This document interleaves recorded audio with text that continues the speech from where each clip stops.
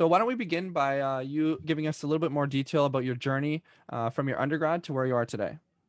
Wow.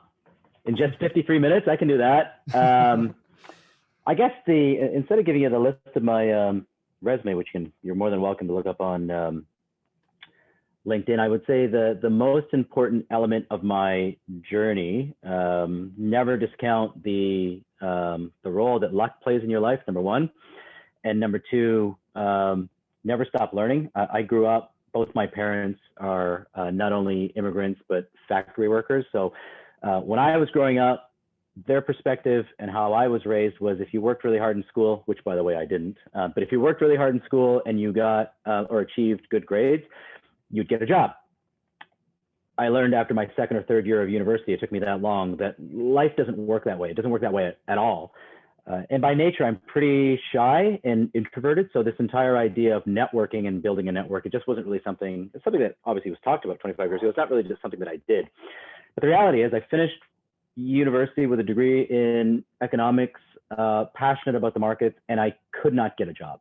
And it wasn't a terrible economy. Worse than it is now, believe it or not, but it wasn't terrible.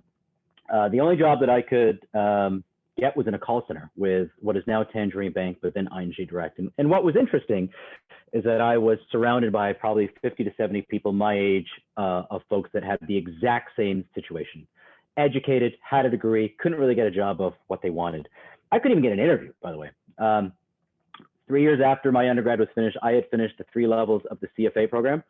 I was 25. I still couldn't even get an interview. So I had to do some self-reflection. So I would say that's lesson number 2. So number 1 is luck. Number 2, self-reflection. What is my dream job and why, and what do employers want? And what I realized is that I had a lot of skills to pick up that I had not picked up in my undergrad. Some of them were technical with regards to financial modeling and business valuation. Some of them were very practical, and there's nothing more practical than actual work experience to show that I could do the work. And the third was building a network, because you've got to find people or groups of people who will take a chance on you.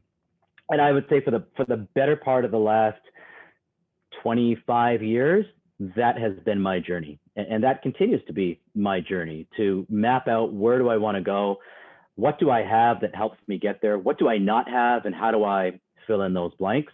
And for me, that journey has just never really stopped. And the objectives might change, and the goals and the skills I need to pick up might change. But recognizing it's a journey has not changed. So that's my creative answer to your question. Thank you.